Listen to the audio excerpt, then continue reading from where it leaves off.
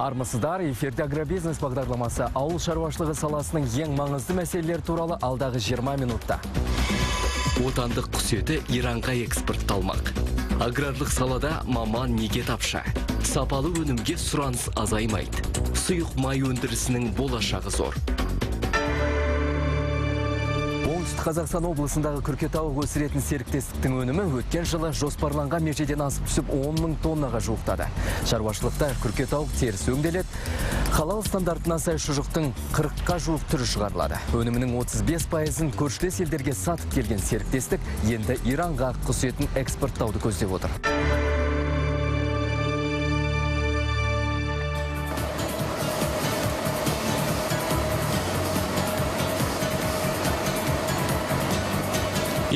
Жылдың соңында бой көтерген Ордабасы құс жауапкершілігі шектеу серіктестігі ТМД аумағындағы ең заманауи кешеннің бірі. Жоба үдемелі индустриялық инновациялық даму бағдарламасы аясында жүзеге асқан. Кластерлік үлгіде кәсіпорын, инкубатор, 25 құсхана, құрама жем зауыты мен құс сою және оның етін терең өңдеу цехы сияқты бірнеше дербес өндірістен тұрады.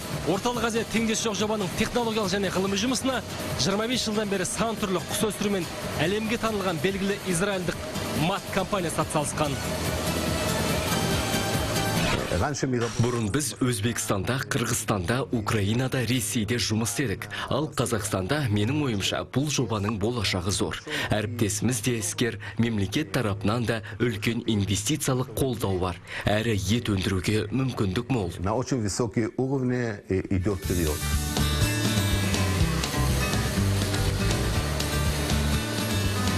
Кәсіпорында күркетауық етін негізінен екі түрлі мұздатылған және салқындатылған күйде шығады. Бұлардың өзі әрі қарай вакуумдық қаптама, гофра қаптамадағы монолит ет болып тағы жіктеледі. Бұған әлемнің 11 елінен сатып алынған озық өндірістік жабдықтар мүмкіндік беріп отыр. Бұл жерде күркетауықтың мойыны кеудесінен бөлек ажыратылады да ет сылдырланады. Себебі бұрындары кеудеде қалатын ет аз да болса ысырап болатын. Ал қазір арнаулы американдық пышақтың көмегімен жүзеге асатын бұл процесті ет шығыны 2-3% азайған.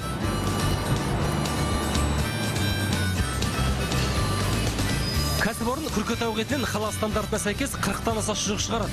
Айтпақшы, ауысымына 10 тонна өнім өндіретін өңдеу цехында былтыр тағы бір жаңа өнім шығарылды.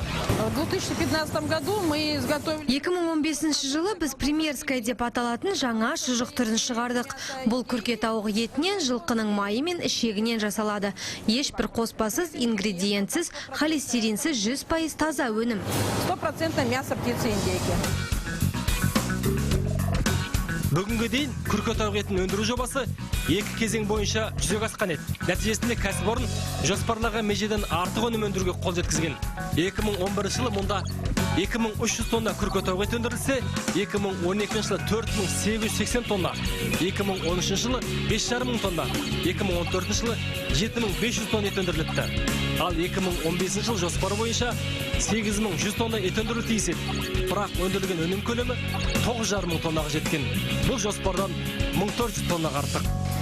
Мұның 2500 тоннасы экспортталыпты және тек Ресейге емес, Мәскеу арқылы Армения мен Беларусьқа жеткізілген екен. Еуразиялық экономикалық одаққа былтыр тамызда мүше болған Қырғызстан да биыл қаңтардан бастап күркетауық етіне сұраныс білдіріпті. Әрине біз жаңағы Ресей мемлекетіне, оның ішінде тікелей Мәскеу қаласына экспорт жасау арқылы біз әрдайым өзіміздің өндірілген өніміміздің сапасының менен халықаралық нарықтағы бәсекелестікке төтеп беру жағдайын әрдайым бақылап отырмыз. Бірақ басты бағдар ішкі нарық. Қазір орта есеппен әр қазақстандық жылына 300-350 грамм күркетауық етін жейді екен. Бұл әрине ресейліктердің тұтыну көрсеткішінен аз. Дегенмен ордабасылық өнімге ішкі сұраныс өсіп келеді дейді фабрика басшысы. Сол себепті қазіргі өндіріліп отырған 85 түрлі өнімді алдағы уақытта 100-ге жеткізу көзделген. Әрі мұндай экологиялық таза өнімді таяу шығысқа жеткізу жоспарланыпты. Нас интересует иранский рынок в связи с снятием санкций. Там большой... Бізді күркетауық етін көп тұтынатын Иран нарығы қызықтырады. Жақында сауда мақсатымен келген Иранның индустриялық даму министрімен кеңес өткіздік. Бұдан бөлек тағы бір нарық күркетауық етін көп жейтін Біріккен Араб Әмірліктері. Производить продукцию на экспорт. Фабрика биыл күзде немесе келесі жыл жобаның 3-ші кезеңін жүзеге асырмақ. Мақсат орындалса, кәсіпорын қазіргіден 6000 тонна артық өнім өндіреді. Қорыта айтқанда, бұрынғыдай Ресейге күрке тауық етін экспорттау жалғасады. Әрі көлемі де өседі. Бұған қоса таяу шығысқа құс етін экспорттауға үлкен көңіл бөлеміз дейді зауыт басшылығы.